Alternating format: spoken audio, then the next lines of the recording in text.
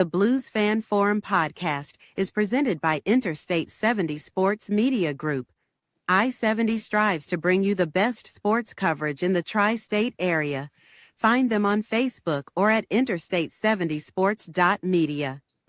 This is Jordan Bennington, and you're listening to the Blues Fan Forum podcast.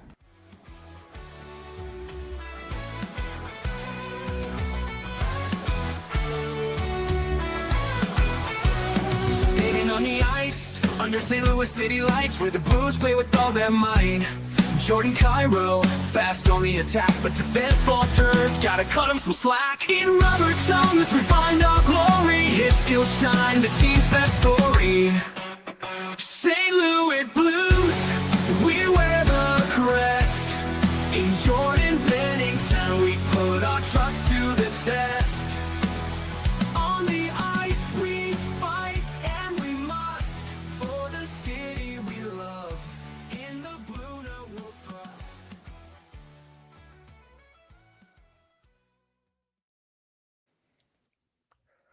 Hello there, everybody, and welcome to episode 142 of the Blues Fan Forum podcast, your source for blues news, views, and fan interviews, powered by Scooter's Coffee. Blues fans can score the amazing drinks like the signature Caramelicious, served hot, iced, or blended with world-class espresso, fruit smoothies, Scoot energy infusions, and so much more.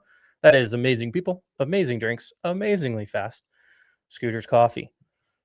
We are back another week of the Blues Fan Forum podcast, episode 142. We are Dakota-less for one more week, but Dakota will be joining us. I will say next episode, probably not next week because it's Christmas week and we're most likely going to take off. The NHL's taking off, so we're going to take off as well. Our special guest this week is Mr. Josh Thornton. Josh, how are you? I'm good. Thanks. It's pretty cool to be here. Thanks for having me. Of course. I appreciate you commenting on Facebook. I actually ended up with a lot of comments. Sometimes I post and I'm like, who wants to come on next week or tomorrow or whatever, and nobody responds. So it's kind of nice to get a lot of responses, and even more nice, I think, to get Josh of just being a new guy, someone who has listened a couple times but has not been on. So we get kind of a fresh perspective on the Blues here from Josh. I'm excited. Right. What'd you say? Sorry, I missed that. I was just saying I'm just excited to be here. It's a pretty cool feeling. All right, awesome. Have you done a podcast before of any sort? I have not, but I've been on little bits and clips on TV from like public signings from the Blues, Cardinals, and whatnot. So not too much. Oh, well, at that point, you're more of a professional than I am. All right. Looks like we do have some guests joining in. All right. Let's see. Sam popped up. I even told Josh here that Sam wouldn't be here. She says, surprised to hear me. She said she wasn't coming, but we do have her in. Good to see Dakota checking in, tuning from the road. Dakota, we'll see you back in 2 weeks. We have on YouTube Chinazum Wisdom. I'm not sure who that is, but they're checking in from YouTube, and then I guess we'll just go with SHZVD. Is that all hail? All hail. SHZVD. So appreciate everyone listening in. We got a lot to talk about here with Josh, between games that have been not so good, games that have been good, people getting hurt, whether it's in a game or in practice, and then just a little bit of everything else. Before we kind of dive into the Blues, though, Josh, I just kind of wanted to get your background on your Blues fandom. When did you become, like a big Blues fan? Has it always been that way, or did you just kind of start off recently? Yeah, so I played hockey for, I don't know, probably 10, closing on 12 years. Always been a hockey family. First in the family, play hockey. I've always been a big Blues fan, but just recently in the past couple of years, I've been getting a little bit into, or I guess a little bit bigger into all the stats, games, losses, and all that stuff. So on that, always love the Blues. All right. Did you play, and how what's your hockey career as far as playing look like? I can tell you I've played one season of adult rec league. That's the best I've ever done. Yeah, so I started. I was probably 4 or 5 years old, and then throughout high school, I kind of quit playing around my junior year of high school, and then I went from being a little kid to being 16, 17 years old. All right. So you've played significantly more hockey than me, and you've been on TV more than I have. So it sounds like you should be running a podcast and not me. It would have been cool, but nah, it ain't for me. It's a good time. It can be stressful sometimes trying to get all the stuff put together and whatnot. But once you get started, then it kind of works its way out and it becomes a lot easier. But getting started is the hard part. Yeah. All right. Let's dive into some recent games then. Since our last episode when we recorded with Mr. Dan Picard, the last game was Tuesday, December 9th. The Blues played at home against Boston. Ended up being a 5-2 loss. Robert Thomas got both of our goals, his 5th and 6th of the season at that point. Hofer was able to stop 26 of 30 for an 8.67 save percentage. Not great. We also lost to Boston 5-2 a couple days right before that. Not necessarily a back-to-back. There was a game in between.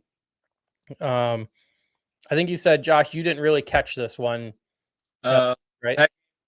No, I just had stuff going on, but the past 2 Preds games, I'm not happy to say that we did watch it. We did watch those 2. Unfortunately, watch that. Hopefully, you made the executive decision and shut it off early. Let's go through the Thursday, December 11th. We played our first Nashville game, which was at Nashville. Blues ended up losing 7-2. Hugh McGinn gets his first goal of the year, and I believe first goal as an NHLer. I know he's played games sparingly here and there, but I think it was his first game as an NHLer.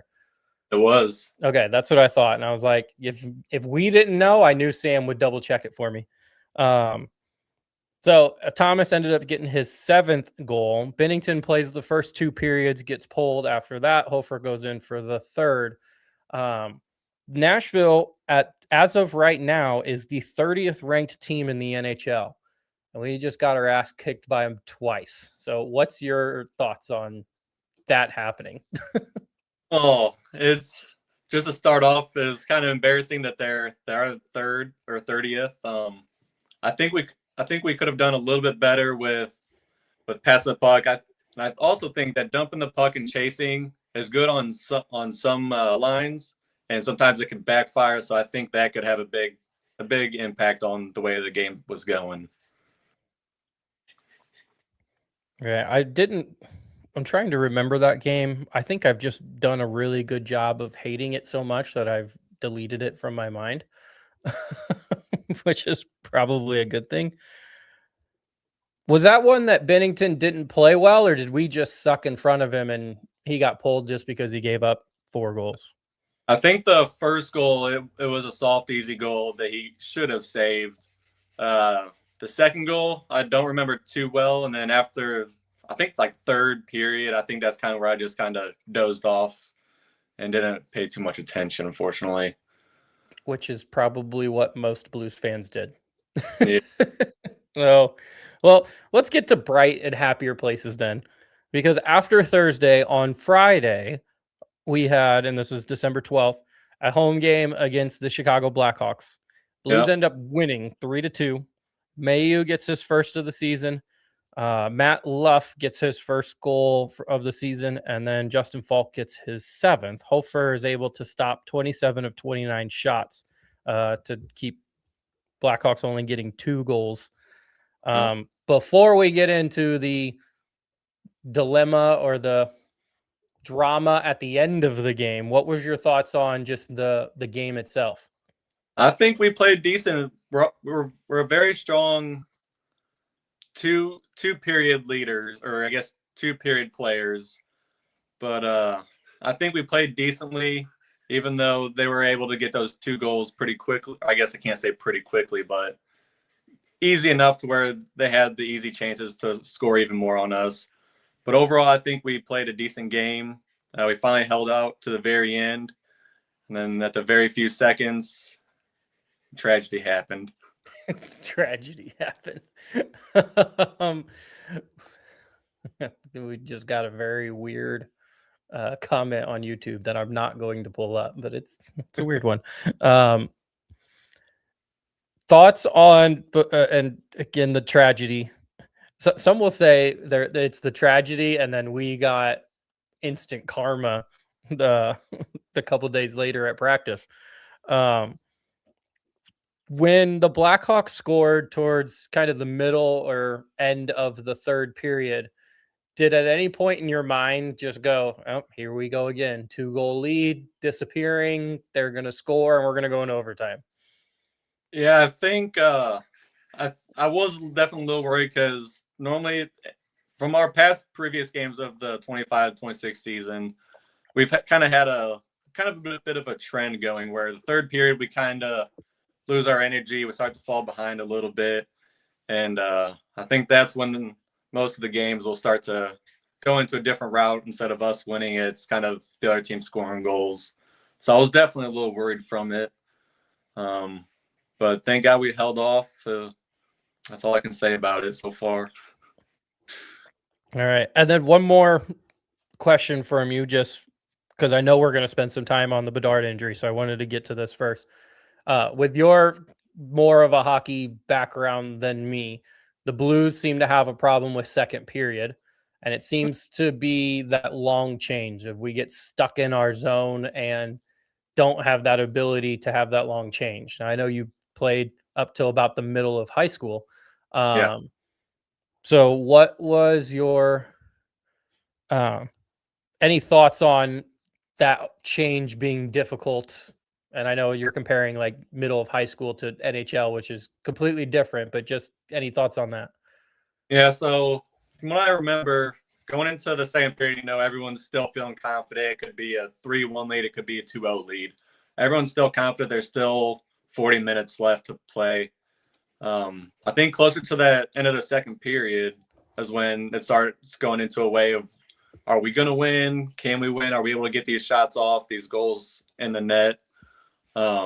So it kind of gives the players like a little bit of frustration. I think that's kind of what's setting in closer to the third period. And I think after that second period, the coach is going to be like, what's going on? Y'all need just trying to give them a heads up or some encouragement and whatnot. So I think at the beginning of the third period is kind of where you're kind of more calm, I should say. And then you're really in the mood to try and get like the goals, the shots off, like I said. But yeah, it's really no different than starting the first period or anything. And you just try to get what you can, get your shots on, and hopefully they go in the back of the net. That'd be nice. We can use some more of that. That would be great. And they have starting off the first period seems to be doing well unless we get in penalty trouble, which kind of happened at the beginning of the second period with Nashville. And in the most recent game on Monday, which was yesterday.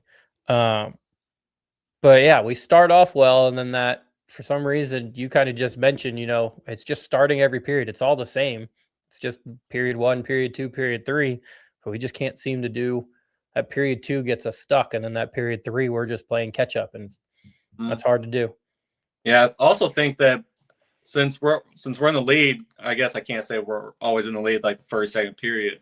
I think whenever we are in the lead of the third period, I think they're trying to become more relaxed instead of more go, go, go. They're trying to chill out, play more reserved, and I think that's where it's kind of hurting them the worst. Yeah, just a different style of whether you're winning or trying to catch up, either way. All right, well, let's get into the controversy then, because that's what the people are here for. That's the fun part. Do you want to go ahead and give your thoughts and recollection of what happened with 0.8 seconds left in the Chicago Blackhawks game? Yeah, so I'm kind of surprised they put in Bedard for the last 8.8 seconds. I'm very surprised. He's a smaller guy. He's quite young, 18 years old, a little bit smaller, less weight. Going up against Shen, who's a veteran, who's bigger, has more weight to him. And I think some people can think the same as not playing the puck and just trying to defend the puck and just try to let that time run out. And I can also see people saying play the puck and get that last shot off from the point or the winger. So I can see both ways for it, but it happened. What happened. There's no going back. And then with Shen doing that hit, I don't know. I think it was a good part on him just protecting the puck and just not play it. I think that was a good part on him. So I don't think Shen's attitude in that faceoff was to win it. It was just not let Bedard win it clean. As long as because it's 0.8 seconds. As long as he doesn't win it clean, they have no chance. Yeah, which Bedard, he can be a scary player. He's very young. He's fast. He can get those shots off very, very quick. Yeah, he's got that toe drag that just seems to kind of defy physics sometimes of how he can toe drag and shoot at the same time. It's nasty. I've seen him play and practicing just doing that little toe drag shot flick. It's nasty. So yeah, Bedard ended up going on IR. I think they were going to reevaluate him in a couple weeks, but kind of like you just said, I know they're within one, but it's an offensive zone faceoff with 0.8 seconds left. So to put Connor Bedard out there against a bigger, stronger Braden Shen, knowing that Braden Shen isn't trying to win the puck, he's just going to try to make sure Bedard doesn't. And just kind of Bedard's hand gets stuck up with Shen's stick, which is going into him, and just kind of pulls his shoulder back and must have done, I don't know. The NHL is so kind of iffy on injury reports. They'll just list it as upper body and won't say anything else about it. So upper body injury, Bedard is out. Chicago Blackhawks played the next night and ended up getting shut out, which is kind of funny. So they lost to us 3-2 and then got shut out in their next game. I didn't pay attention to who they played. Oh, I did not see it, no. Yeah, so. But I've watched that clip over and over and over again, and I still can't seem to figure out at what point was his shoulder really hurting? Because he was all the way up here, and if you just, I guess his arm just got pulled back a little bit too much. I'm not sure, but I've seen people say it's collarbone. I can see people saying it's just his shoulder, his arm. And then I followed the Blackhawks a little bit, and they haven't put out any statements on it yet either. So I did see in the Athletic article by the Chicago Blackhawks reporter, he did say that their coach labeled it a freak accident. That's a direct quote. So for the Blackhawks people out there blaming or accusing Shen of purposely trying to hurt him, he was purposely trying to make it hard for Bedard to win an easy faceoff. He's just trying to tie him up. He's not trying to win the puck, because there are, like you said, people who are saying he needs to go try to win the puck. I was like, no, he doesn't. Not in that situation. I mean, if you were Shen, would you want to would you play the puck, or would you actually defend it just like what Shen did? I mean, I think a lot of Blackhawk fans will say, "Oh, well, I'll just play it." And if they were in his situation on everything, I think they would protect the puck and not give the Bedard the chance to pull it back or shoot or pass it back to the point. Right. Yep. I agree with you. So that was Friday. And then I guess the hockey gods maybe felt that Braden Shen should have tried to win the puck and should not have attempted to tie Bedard up, which caused an injury, because at practice on, I believe it was Sunday. Yep. At practice on Sunday, we get the notification or the picture of Dylan Holloway being escorted off the ice, not being able to put any weight on his right leg of some sort. A lot of people were assuming it had something to do with his torn oblique that he had at the end of last season.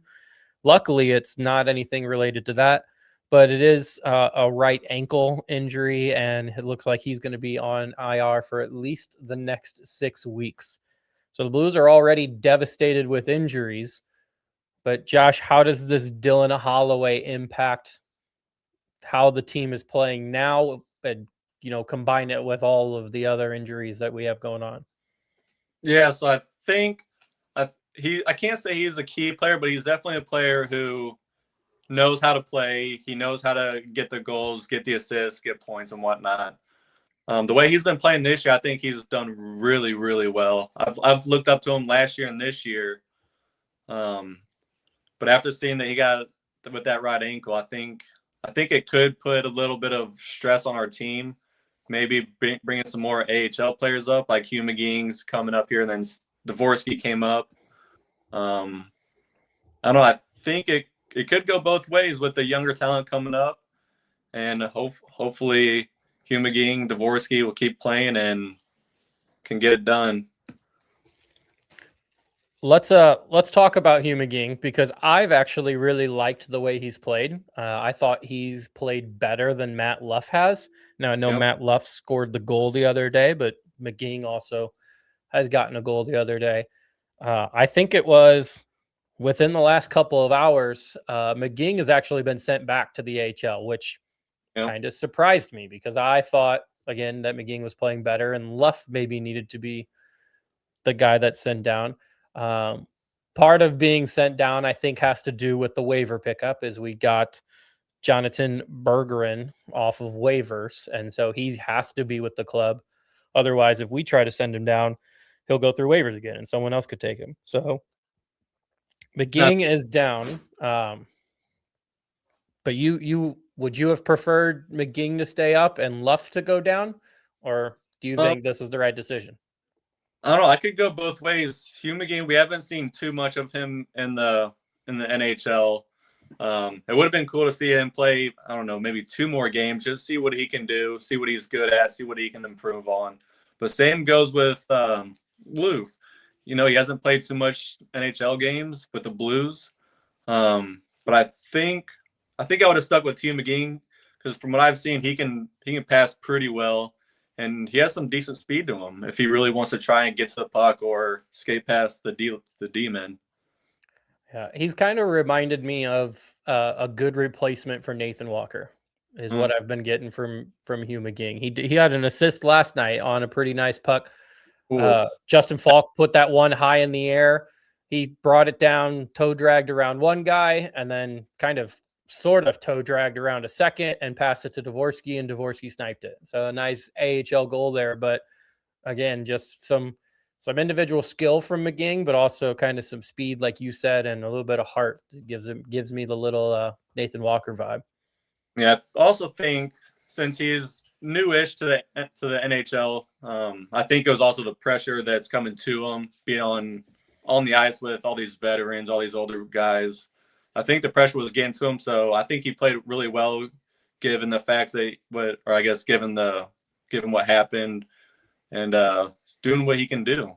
So I think he has more potential, hopefully, but I would like to see that a little bit more in the future. Maybe, yeah. So we have McGee, who came up, got his toes wet, but he's back in the AHL. They did call up Alex Santeri, Askamaki. They've sent him down a couple times. So again, gotten his toes wet.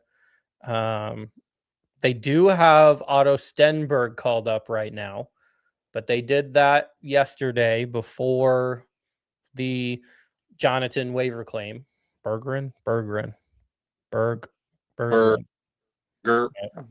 don't know. So it'll be interesting, I guess, tomorrow, Wednesday, to see, is Jonathan Bergeron getting in? Is Otto Stenberg getting in? If those guys are getting in, who's out? Is it going to be somebody like Matt Luff, or is it someone like Robbie Fabry, who we can get into now? Thoughts on Robbie Fabry? I guess go ahead first. Thoughts on just the signing itself, and then thoughts on how you think he's done the first 3 games so far. Yeah, so whenever I first saw the headline that Fabry was coming back, I was was pretty excited. I've always liked him when he was with us in the Cup. And then him coming back it's kind of like for that 1 year deal. It's kind of like, is he going to play the next year after this season? So it's kind of a heartfelt thing that he did come back and he's wearing the blue note again. But hopefully he can put in some work. All right. In 3 games, he's got no goals, but he does have 2 assists for 2 points, and he's got a -1 rating. So stats aren't superb and by any means. How is your eye test with how you've seen Fabry on the ice? So I think it's more or less just him getting situated with here in St. Louis with all the new players that came in that he hasn't met before, getting a feel for all the other teammates, how they play, how he fits in. So anytime you move to a different team, you got to figure out like all the teammates, what they're good at, what they can do. And I think he's still acclimating to the Blues again. I'll get in there. There have been some times that I've seen some, at least maybe 2 or 3 times a game, I see a shift that I think is really well done. We're either in the offensive zone, or it might just be a really good defensive shift that kind of helps us get out of the defensive end and into the offense. And it has to do with Robbie Fabry. Robbie Fabry is either causing a commotion in front of the net, which allows us to get some shots, and then he's going and getting rebounds, or he's the one shooting, whatever it is. So not necessarily resulting in those goals, but it's kind of how things were before we ran all of these injuries. And when we were doing well at 5-on-5, it was because of our 4th line. And I think Robbie is playing on the 3rd line, but it's those bottom 6 lines that are driving our 5-on-5 play, even with some of these injuries. I do know, Thomas has gotten 3 goals in the last 4 games. Falk is still doing well. Dvorsky gets 2 last night against Nashville. He's probably playing top 6 minutes by now. Is he on the 2nd line, Dvorsky? I think he is now. Okay. That's what I would think. I don't know. I didn't pay attention to the lines. All right. So I think that's the only one we didn't cover is our other ass kicking by Nashville yesterday on Monday, 5-2 loss. Hey, that's better than 7-2. Dvorsky scored goals 4 and 5. Hofer stops 21 of 25. I honestly thought Hofer was going to get pulled after the second period because that last goal at the end of the second period was not good. I think he should have had that, and I think he should have had another one before that. So I thought he gave up 2 weak ones. Did you watch it? You watched the game last night? Yeah, I watched bits and pieces. I wasn't able to watch the entire thing, but I watched enough to know that I think Hofer is starting to look a little bit better than what he did at the beginning of the season, just letting in some soft goals. But I think since this season has already starting to come along, I think he's starting to get more confident. And I think he's starting to start more games, and I think he'll be a little bit better here in the upcoming games. Yeah, he was starting to. I agree. Like it's hard to get worse than how he started the year because that was really bad. But yes, definitely better. And looking forward to him continue some up. He's slowly moving up, but it's like up and then down and then up and then down. And there's been more good than bad recently. Last night being probably one of more bad, but then you look at Friday and it's one of the really good. So it's there. We just got to find the consistency. That seems to be the issue. Yeah, he's kind of like a mountain. He's going up and down. And it would be nice to see him to where he can just plateau off, or not plateau, but just kind of level off where he's getting really consistent saves and not letting in so many goals every game. I mean, other teams have been scoring too much besides that 2-7 loss. Mm-hmm. I think if we can get him to level off a little bit, I think we'll be a lot better in that. All right.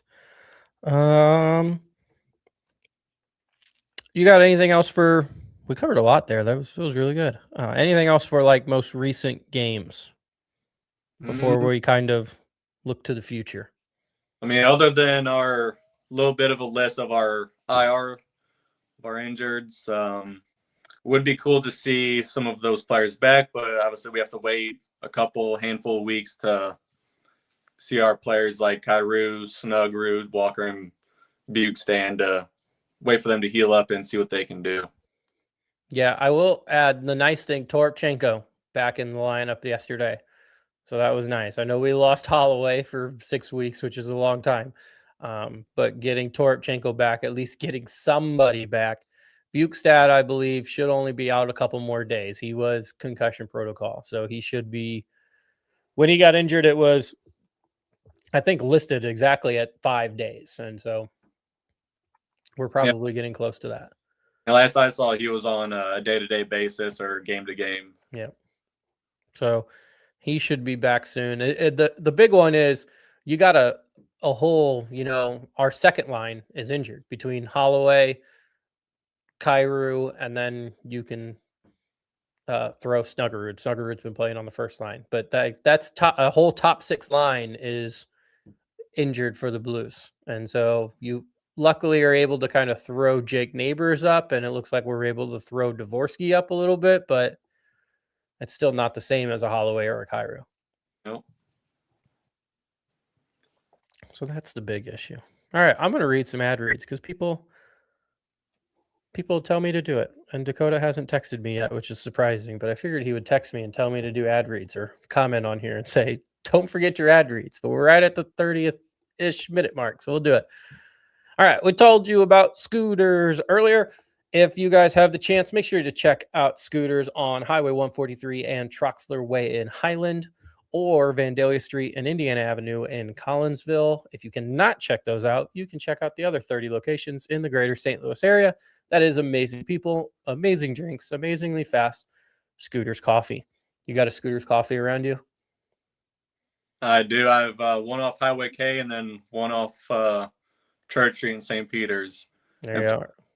Both of those two grasses. You avid coffee drinker? I'm not. Okay.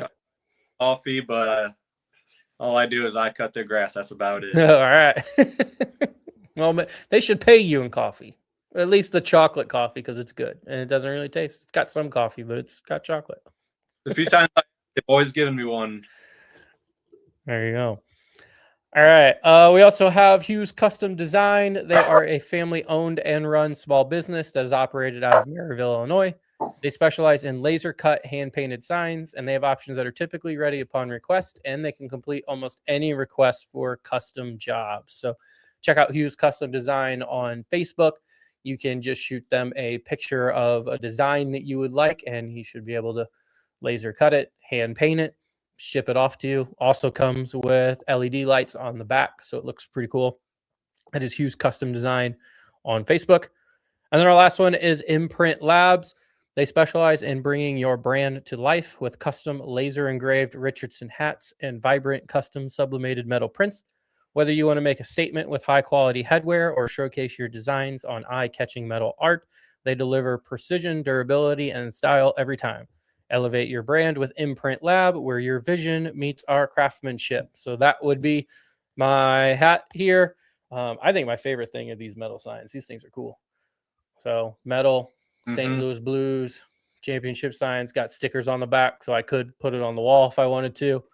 But they can do almost anything. Metal can koozie. It's got my logo on it. They got a little bit of everything. This mouse pad that I have right here at the Blues logo and my logo on it. So if you my made up logo for them is, if you have shit and you want it on shit, they're your people. So that would work. Do you own your grass cutting business, Josh? Yeah, so it's more or less me and my dad's business together. He started it when I was super young, and then now he does two of the scooters in St. Peter's. All right. Well, if you need some merchandise, if you need some hats or some shirts or just anything, reach out to Imprint Labs. They'll hook you up. He needs some. He needs to advertise it. There you go. I'll send you. I'll send you their number, and then if you want to reach out, you can. It's totally up to you. Look at that. I should get a finder's fee if you guys buy anything. All right. Let's look in at the standings. currently for the St. Louis Blues and for the NHL. So right now, the Blues are in 28th place in the NHL. And it is a very, very interesting spot to be in. Because when you say 28th place, in my mind, we have no shot at making the playoffs. Nope. But luckily, because the Western Conference is so bad, 28th place, we've played 34 games and we have 31 points. We are only 4 points behind the San Jose Sharks, who currently hold the wild card 2 spot. San Jose has played one less game. They've played 33 games, but they're only at 35 points. Yep. So we play, I believe, Wednesday and Thursday. Actually, I have it written down here. We play Wednesday and Thursday. By Thursday, and I'm not sure when San Jose plays, by Thursday, we win 2 games. It's realistic that we could be in a wild card playoff spot. It'll kind of look like last year. And hopefully don't go into double OT, but there is that chance we could get that wild card. Does that just seem like crazy that that's even a possibility that we could still make the playoffs and fairly easily still make the playoffs? So it is kind of crazy. It's interesting. It's fun. Anything can really happen. I mean, if you look at last year's, we went on that, what was it, 13? 12. 12 game streak, and we clutched that wild card spot, and then we were playing against the Stars. Yeah, the Stars, and they were the President's Trophy. We played the Jets, and yes, they were the President Trophy winners last year. Yep. And took them to double overtime, and so I think anything can still happen. And it could look like 2019 again when we were in dead last, and then we went on another 9, 10, 11 game, something like that, win streak, and ended up winning. So anything could realistically happen. So it's fun and exciting, and it's scary. I wonder, thinking of it seems like you have a very positive mindset. So I'm going to go positive mindset with this as well. And the fact that maybe these injuries to our kind of big key guys are kind of a good thing, especially if the standings are going to stay this tight and it's not going to be like, oh, we have to catch up 20 points and that's never going to happen, but we only need to catch up 4. Like, that's a possibility. So maybe it's a good reset for a team that, when we were healthy, still wasn't playing good. But we saw, like you were just talking about at the end of last year, where this team can play good. We don't have Bolduc on the team anymore. We don't have Radek Fox on the team, and we're missing, I guess, the leadership of Ryan Suter. But besides that, this team is the same thing as last year. Yeah. So maybe these injuries and allowing the team to kind of reset itself, in probably the end of January would be a good time to end of January, early February. You have that Olympic break, and then post-Olympic break, we make a run again. So yeah, I like your glass half full positive mindset that you got, Josh. Yeah, from the trending years, I like to stay hopeful with it. I mean, we were dead last 2019, and we won the puck. So ever since then, I've always had I guess I can't think of the right words, but like long hopeful. I'm hopeful for the long run in the games coming up. Mm-hmm. The Blues fans, especially on social media, are extremely emotional, and I fall for this too. Sometimes I'll be honest. Sometimes I fall for it because I'm like, man, this team sucks. I hate this team. Sometimes I just post that stuff on Facebook because I know people will comment on it, and I need people to kind of rile it up, get some comments, get some likes, whatever it is. Kind of fun. Yeah, exactly. So yeah. So glass half full outlook. Josh's positive outlook here is we are only 4 points away from being in the playoffs. the crazy thing that I find is we are 4 points away from being in the playoffs, but we are also 4 points away from being the last place team in the whole NHL. Right now, Vancouver has played 32 games. So they still have 2 more games to play to compared to our 34. And they are at 27 points. And we're at 31.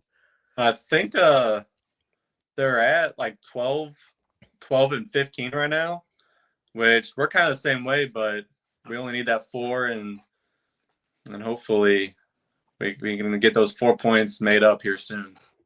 Yeah. Well, what's helping us the most is those 7 overtime losses, which I know have been very painful for us to watch, but they are at least a point each. Like, at least we didn't lose and we lost in overtime, so we got a point, which is helping us be closer to the playoffs than someone like Vancouver. Mm-hmm. So one of the things that's really keeping us close to the bottom of the league, but also still close to the playoffs, is the fact that the Western Conference is just pretty not great at hockey. We have the big teams. Colorado is dominant. Dallas is still good. Vegas is doing fine. Edmonton is not doing very great, but I do think they are still in a playoff spot just because the Pacific is worse than the Central. But an interesting stat, I mentioned that San Jose is currently in the wild card 2 spot for the Western Conference with 35 points. There are 4 teams in the East that have more than 35 points and are currently not going to make the playoffs in the East. Mm-hmm. So I guess looking at it's Pittsburgh, New Jersey, Florida, and the Rangers. Pittsburgh and New Jersey have 37 points. Florida and the Rangers have 36 points. So I'm going to give you a hypothetical here, Josh. If this continues and you're looking at in the East, Pittsburgh, New Jersey, Florida, and the Rangers all having more points at the end of the season than someone like the San Jose Shark who get our wild card 2, do you still agree with the way that the playoffs are constructed and where it's 3 teams from the Pacific, 3 teams from the Central, 3 teams from the Metro, and 3 teams from the Atlantic? Or would you say pick the top best 16 and it doesn't matter what conference they play in? Yeah, I like to pick the best top 6 teams. Doesn't matter the conference. I think that's the way it should be, because it gives everyone an equal shot at going against everyone instead of just going from you're going to play this specific team, you're going to play this specific team. And I think it should just be one big area on teams playing basically anyone. So I'm not a big fan of the Eastern Conference and the Western and whatnot. Never really have been a fan of it, but it is what it is for right now. Hopefully it would change, but I don't see it happening. Yeah, I don't expect it to change either, but that is always a discussion, and it happens. That discussion pops up more when you have things like what's going on right now of 4 teams that are better than teams in the West that would technically, if the season ended today, not make the playoffs, despite them being quote unquote better teams. They would fill in the top 16 where San Jose is probably like, let's see, probably 20th. They would be ranked 20th and still making the playoffs. So interesting thought. Thanks, Josh. Oh, I wanted to go over injuries. You want to talk about injuries? That would be fun. We love injuries. We mentioned Holloway. We talked about Holloway. You brought up, we've already kind of dove into Kyrou. We've talked about Walker, Sundqvist, Toropchenko, or not Sundqvist. Sundqvist surprisingly is not hurt yet. I'm sure at some point he will get hurt. And it's only a matter of time. So, Josh, I was telling you before we got on about a stat that is called man games lost. And so I looked it up because I was interested to see where the Blues would fit into this. So man games lost is just a total calculation of how many games a team loses because players are sitting out. So think of last night's game on Monday. We had no Jordan Kyrou, no Dylan Holloway, no Jimmy Snuggerud, no Nathan Walker, no Nick Bukestad. I think that's the 5. So last night we acquired 5 man games lost because we lost 5 games of those guys should be playing. Yeah. I really thought the Blues would be high on this list because we're talking about all the massive injuries that we have. But the Blues were actually ranked 29th on this list, meaning we have the 29th least man games lost as far as regular NHL teams. Does that kind of come as a surprise to you when I go over that? Yes and no, only because I feel like some of our, I guess, higher end players, like, I mean, just like Kyrou, Snuggerud, I think that being 29th is, I mean, it still could be a good thing, and it's also a bad thing. You know, we have those players that's missing out.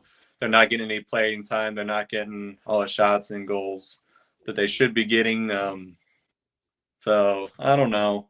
It's definitely an interesting topic to talk on, but I'm hoping that some of these other players, like on different teams, can make a comeback and get these players off the injured reserve list, start playing, and see how all the teams are completely fully staffed and put together. That would be nice. Sometimes I play franchise mode on NHL and I turn injuries off. And that seems like what we should do right now is just, can we just turn them off? That'd be nice. Unfortunately for the NHL, maybe fortunately for us, although all of these teams, except for one of them, are in the East, the teams that lead the league in man games lost are actually all teams that are either in the playoffs or very close to the playoffs. So the team that leads the league right now in man games lost is actually the Vegas Golden Knights. Now, part of that is because I do think it's still calculating Alex Pietrangelo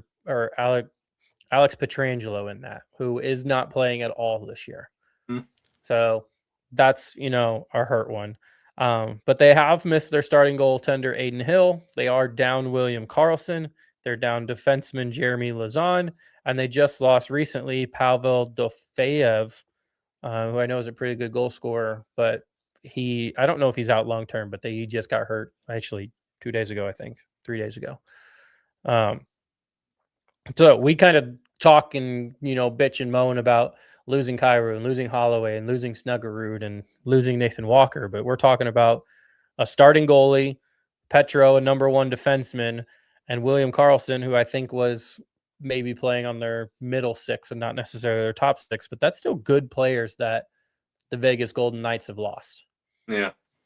And it's kind of scary thinking that since they are off the list, how dangerous can they be when they're all healthy?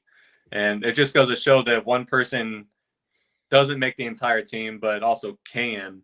Because once they come back, I think the Golden Knights could be a little bit more scary to play since they got, Pietrangelo on their team. Mm-hmm. So I don't know. It's kind of fun to think about. All right. Well, I think the big one is Florida. Florida's been without Alexander Barkov and without Matthew Tkachuk for all season. And I think they are without them all season. I don't think they're coming back. But those are 2 of the best players in the NHL.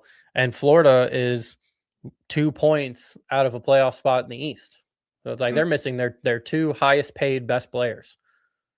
And they're still killing it.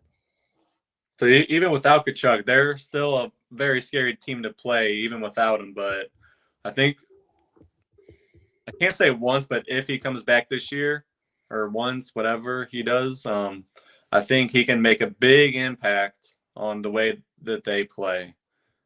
So we'll see. Yeah, well, it's going to be hard for Florida to make a 4th straight Stanley Cup Finals. That would be absolutely nuts. And that's probably why they are injured, is their bodies are just worn out after going to 3 finals in a row and winning 2 of them. I mean, with the playoffs being even more physical, that it could realistically have a toll on their bodies after doing 4 straight runs. Right. And I don't know. Yeah, it's crazy. The last team I wanted to bring up is the other team, in Florida, and that's the Tampa Bay Lightning. They're currently without Victor Hedman, number one goalie or number one defenseman. And they are also without Vasilevsky, their all-pro goaltender. So two big names, again, that Tampa Bay is missing, and Tampa Bay is in the playoffs right now, I'm pretty sure. Yep. So, the Blues have some injury woes right now. We're kind of getting hit with these injuries all at the same time, it seems like. But it's not just us. Like there's a lot of major injuries across the league, which is unfortunate. Yeah. All right. Let's get your thoughts on the next few games before Christmas break here. We have 4 games.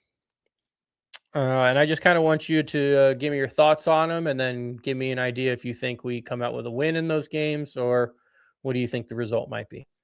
So coming into these next 4 games, I'm going to skip over and just talk about the break for a quick second. I think after these 4 games, we could, since we have that break, we could, I guess, have like a different, New Year's resolution for just to play better, practice harder. I don't know. But I think we could come back a little rusty. But I think we can also come back in January just being rejuvenated and ready to play. But for these next 4 games coming up, I'm still hopeful. I'm hopeful every game. But winning all 4, it would be tough, but it would be something cool to see, especially against the Rangers. I've always thought they were a pretty decent team. So we'll see in tomorrow's game. Yeah, so tomorrow we have at home in that playoff matchup that you were mentioning earlier against the Winnipeg Jets. Do you see redemption in our future on Wednesday, or how are you feeling for that game? I'm nervous, but like you said, it's kind of scary, but also I'd like to see if we can just beat them this once, just to get those points to clinch the wild card again. I'm just kind of throw it in their face, like, yeah, we can keep up with you. Don't worry about us, and just be ready for the playoffs. Yeah, they are. I'm not 100% sure if they are in a playoff spot right now. They might be. They're probably close, but they're not near President's Trophy like they were last year. They did lose a big goal scorer in Nikolai Ehlers, but they still should be. They picked up Jonathan Toews. They should be. They got Captain Sirius. But yeah, big win there. You mentioned Thursday against the Rangers. You're feeling better about that game? I really am. I think Bugsten, I think it was Bugsten. I feel like he might try to make it. I hope he does. He's played quite a few games with us, and I think once he gets back on the ice, he's gonna be a very energetic, and he's gonna fight through the entire 60. So I'm hoping he comes back, but if we don't, we're gonna see what we can do. I'm excited. All right, we'll take some 2 wins, especially at home there. And then before Christmas break, we spend the last couple days in Florida. Saturday, we have a game against the Panthers. Monday, we got a game against the Lightning. How are you feeling for those coming up? I think it was after the break. Those are before the break. That's the 20th and the 22nd, and then we have Christmas break. Oh, that's right. I'm hoping since they're looking forward to something, I can see it going both ways. They're ready for a break. They're eager to get home with their families, and so hopefully they can push through all the emotions that's coming up with the Christmas and whatnot, and hopefully they don't just try and we'll get them next time mentality, and hopefully they'll go in with a lot of energy. Do you think it would be hard? I guess put yourself in the shoes of these NHL players. You're in St. Louis on Thursday. On Friday, they probably hop on a plane and fly down to Sunrise, Florida on, near Miami, or pretty much in Miami, Florida. They're in Miami Saturday. They might even still be in that area Sunday. Or Sunday, they probably hop on a flight and go to Tampa Bay. Is it going to be hard after a 2-game road trip in Florida to return to St. Louis in December 23rd? Yeah, I think it plays a big role because, I mean, obviously Florida is southern, so it's definitely different weather, different environment.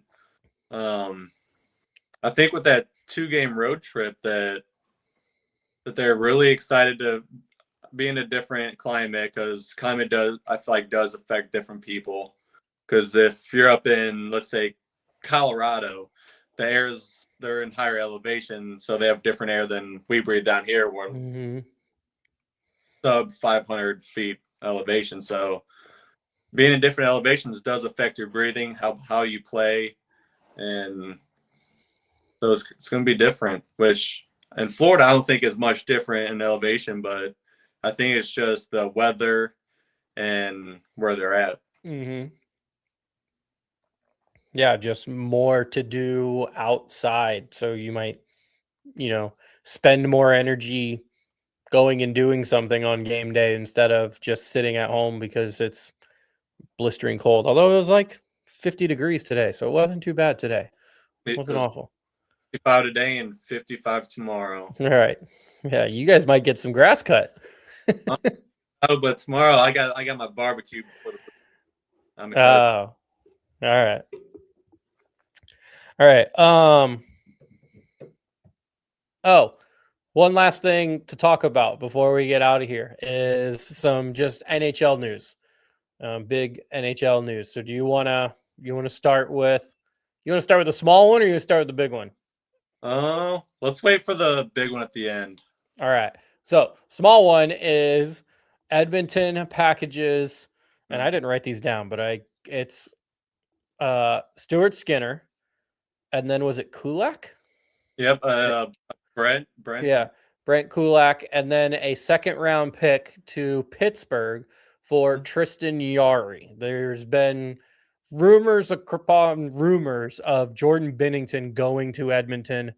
I guess Jordan Binnington somehow said that wasn't a thing, or he wasn't interested. So it sounds like Edmonton pivoted and went and picked up Jarry. Goaltending has been, despite our goaltending not always being great, Edmonton's has actually been worse if you're looking at stats.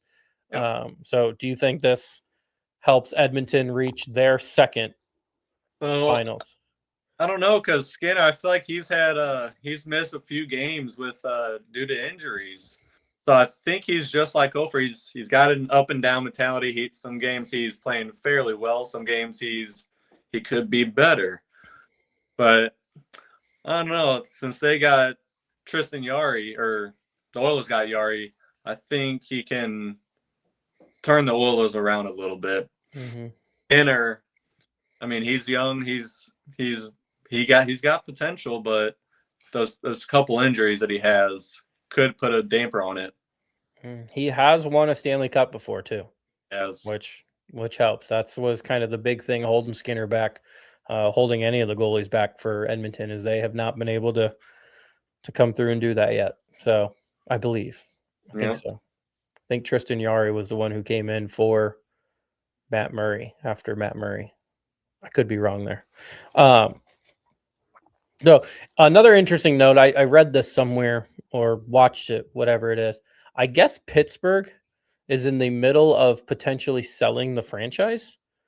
And so getting rid of Tristan Jarry, who had a couple years on his contract left, and bringing in Stuart Skinner, who only has 1 year, and Brett Kulak, who only has 1 year, might entice more buyers, just because they're like, oh, well, we have these massive contracts, but they're gone next year. So it's really not going to affect, my dollar amount that I'm putting into this business, is the way somebody mentioned it. Okay. We have, I don't know if you follow this account on Facebook. Do you follow the St. Louis Blues hockey memes? I do. Okay. So Brad is commenting and says that he should play because he's only 27, but his parents won't let him out. I did see that on the Facebook page. I did see. So he says, "Put me in, Coach. Mom and Dad is ready to play." So maybe, live scoop here. Maybe Brad will be joining the podcast in 2 weeks after Christmas if his mom and dad let him come out of the basement. Hopefully, I'll see what he can do. All right. Last one is this one kind of hurts the Blues in a way because the Minnesota Wild pick up Quinn Hughes from Vancouver in one of the biggest trades that we've seen in quite some time. Minnesota Wild essentially give up 4 first-round picks. They send Marco Rossi, a former first-round pick center. They send Zeev Buium, a former first-round pick defenseman. Yep. They send, what is it? Is it Liam Ogren? Ogren, something like that. Another first-round pick. And then they send their actual first-round pick for this coming up. Yep. So what was your kind of reaction or thoughts, Josh, on that move by Minnesota? So I kind of figured he was going to get traded, but to the Wild, I wasn't seeing it. I really thought he was going to go play with his brothers in Jersey, but I guess he went to the Wild, and apparently from what I've read that he forgot or left his hockey equipment with his brother or something. Yeah, one of his brothers. I read that too. Yep. So I thought he was going to go play for them. I'm guessing that Quinn is kind of disappointed in a way that he's not able to play with his brothers, but we'll see what he can do on the Wild. And along with Kirill Kaprizov, yep, another scary player. So you have Quinn Hughes playing as a D. He's a very scary defensive man. He's fast. He's got the puck skills, along with Kaprizov, who's just the same way, but a forward. Yeah, that is 2 insanely talented NHL players that are now on the same team. It almost gives a little bit, and Minnesota Wild are now being compared to Colorado, so this kind of makes sense. But it gives like a McKinnon, Cale Makar feel. Is they have their superstar forward and they have their superstar defenseman now, and can they just package the rest of it together? And I do want to talk just for a second. If Quinn Hughes did go to Jersey to play with his brothers, how scary could that line be with the 3 Hughes brothers? What do you think they could do? I don't know. Well, you would have Jack Hughes play center, and Quinn and Luke both play defense. Yeah. So you would have, imagine that like 3-on-3 lineup. That would be crazy. You got Jack Hughes centering, and you got Quinn and Luke out there, because Quinn Hughes is essentially another forward. I mean, Erik Karlsson in his prime played some time on wing because he was just that good. So I could see Quinn Hughes doing the same thing in like a 3-on-3 situation of, hey, you're going to be our winger in this situation. Just go score. Yeah, that would be real fun. I did kind of want to add to that because I think that's still a possibility. And I think the genius of Minnesota making this trade right now is that it's essentially a win-win. Is because they get Quinn Hughes for this year and they're all in for this year. Yeah. And if it works, that's amazing. If it doesn't work, they have the option to re-sign him in July. Because he still has another year on his contract. They have him for next year guaranteed.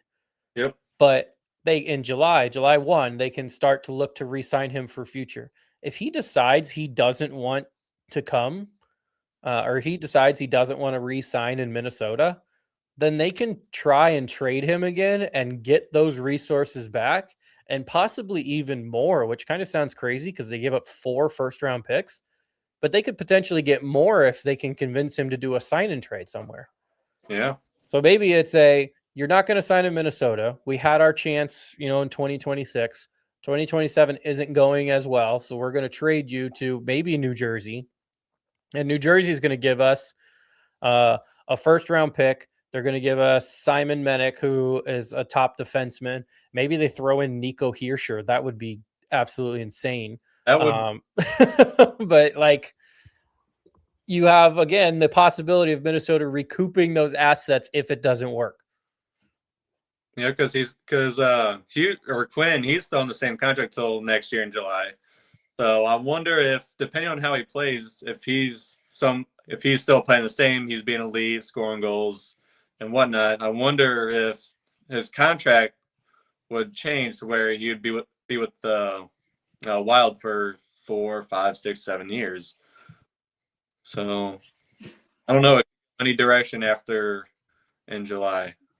Yeah, I think it's going to be really interesting to just see how far they make it. Like if they get ousted in the first round and it doesn't work very well, he might be like, yeah, I think I'm going to wait and see. But if they go far, maybe make it to the Stanley Cup final or at least the Western Conference final, then maybe he's like, you know what? I do like winning. I want to stay here, which realistically could be bad for us. So maybe we need Minnesota to not do well. We already have to deal with Colorado and we already have to deal with Dallas. So let's not let Minnesota be good too. Yeah. So Brad commented, said, high risks give high rewards unless it's Doug Armstrong. Then it doesn't typically, then the high risks end up just being high risks and not many rewards, which is kind of the Logan Mailloux trade right now. Logan Mailloux hasn't been playing better, but that's kind of, I think, the general consensus of where we're at with that one. Yeah. So, and then he had to leave. Oh, Brad, he's a funny guy. All right. Josh, anything else for us tonight? I think we covered everything that's bigger. You know, we had that huge trade. We got the Skinner, which I still think that a lot of people are in St. Louis were wanting Skinner to come here and have Jordan out of here, but I kind of figured Jordan wasn't going anywhere. I'm happy he's staying. I mean, he was a rookie for the Blues in 19, so I'm hoping he sticks around for a little bit longer, see what he can do, because from what I've noticed, he's more of a playoff under pressure type of player. Just like in the Four Nations game last year, he was unstoppable. Mm-hmm. So hopefully maybe be the same. He plays very, very well in Four Nations, comes back, and he's just a whole different goalie. Do you think, because I mean the stats aren't great right now, do you think he still gets an invite to the Team Canada for the Olympics? I think he'll still get the invite given his history. Yeah, I'm with you. I agree. I don't know if, I guess whoever's picking the teams will go off of a handful, 10, 20, 30 games from one season. Mm-hmm. Look at his stats over 2019, 20, 21, and so on. But I think he'll still get the invite. I think he'll still play. Yeah. Well, that's the nice thing about it is the guy who is picking the team for Team Canada is Doug Armstrong. He's their general manager. So Jordan Binnington and Colton Parayko have a little, foot in the door on getting in. Yep. So, all right. Well, Josh, thank you so much for coming on. For the people listening, make sure, again, you check out Scooter's Coffee. Go get your hot coffee. Maybe even get an iced coffee because it's been kind of warm this week. Mm-hmm. Check out Hughes Custom Design on Facebook for your wood carving needs, and check out Imprint Labs for pretty much anything else. Josh, give me a big let's go Blues, and we'll get out of here. Let's go Blues! All right. See you, everybody.